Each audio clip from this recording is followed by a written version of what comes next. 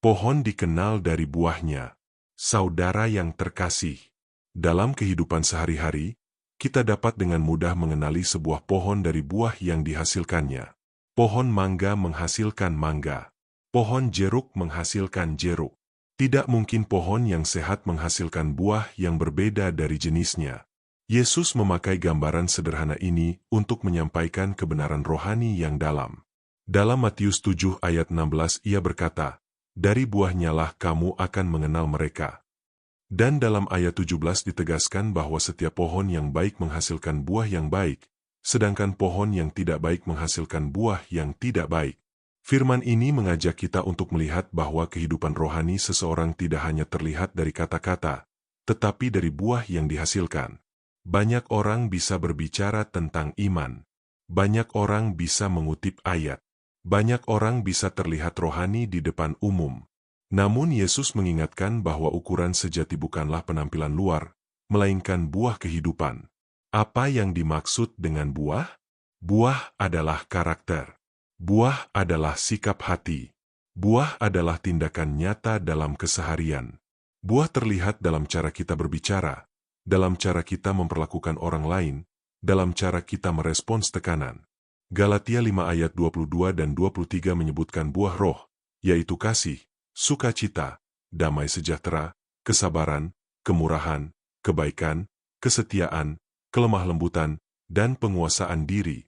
Itulah buah yang seharusnya muncul dalam kehidupan orang yang tinggal di dalam Kristus. Seringkali kita ingin langsung menghasilkan buah tanpa memperhatikan akar. Padahal buah yang baik berasal dari akar yang sehat. Jika akar kita tertanam kuat dalam firman Tuhan, jika hubungan kita dengan Tuhan terpelihara, maka buah yang baik akan muncul secara alami. Sebaliknya, jika hati kita jauh dari Tuhan, maka cepat atau lambat buah yang keluar akan mencerminkan keadaan hati itu. Yesus tidak berkata bahwa pohon harus memaksakan diri untuk berbuah. Ia hanya perlu menjadi pohon yang sehat. Ketika akarnya menyerap air dan nutrisi yang cukup, buah akan muncul pada waktunya. Demikian juga dalam hidup kita. Jika kita tinggal di dalam Kristus, jika kita membiarkan firman-Nya membentuk hati, maka karakter kita perlahan akan berubah. Kita menjadi lebih sabar. Kita lebih mudah mengampuni. Kita lebih rendah hati. Namun kita juga perlu jujur mengevaluasi diri. Buah apa yang selama ini terlihat dalam hidup kita? Apakah orang lain melihat kasih ketika berinteraksi dengan kita? Apakah keluarga merasakan damai ketika bersama kita? Apakah rekan kerja melihat integritas dalam tindakan kita? Kadang kita merasa sudah cukup baik, tetapi buah yang keluar justru kemarahan, kepahitan, iri hati, atau kesombongan. Jika itu yang terlihat, jangan langsung menyalahkan keadaan. Periksalah akar hati kita. Mungkin ada luka yang belum diserahkan kepada Tuhan. Mungkin ada dosa yang masih dipertahankan. Mungkin ada kepahitan yang belum dilepaskan. Kabar baiknya, Tuhan sanggup memulihkan akar yang rusak. Ia sanggup menumbuhkan kehidupan baru.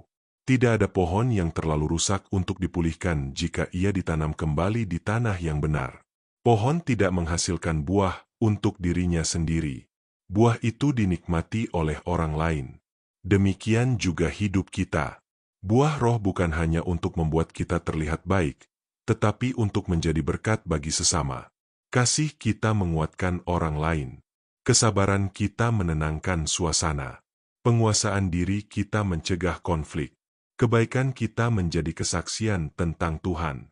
Yesus juga memperingatkan bahwa pohon yang tidak menghasilkan buah yang baik akan ditebang dan dibuang. Ini bukan untuk menakut-nakuti, tetapi untuk mengingatkan bahwa hidup ini memiliki tanggung jawab rohani. Iman yang sejati akan terlihat dalam perubahan hidup. Saudara yang terkasih, jangan hanya sibuk memperindah daun, tetapi pastikan buahnya nyata. Jangan hanya fokus pada aktivitas rohani, tetapi perhatikan karakter yang dibentuk setiap hari.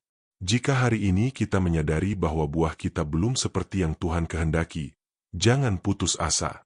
Datanglah kepadanya. Mintalah agar rohnya bekerja dalam hati kita. Tinggallah di dalam Kristus. Karena ketika kita sungguh-sungguh melekat padanya, buah yang baik akan muncul pada waktunya. Dan ketika orang melihat hidup kita, biarlah mereka tidak hanya melihat diri kita, tetapi melihat karakter Kristus yang terpancar melalui buah-buah kehidupan kita. Mari kita berdoa. Tuhan, Engkau mengajarkan bahwa pohon dikenal dari buahnya. Tolong kami agar hidup kami menghasilkan buah yang baik. Jika ada bagian hati kami yang belum benar, bentuklah dan pulihkanlah.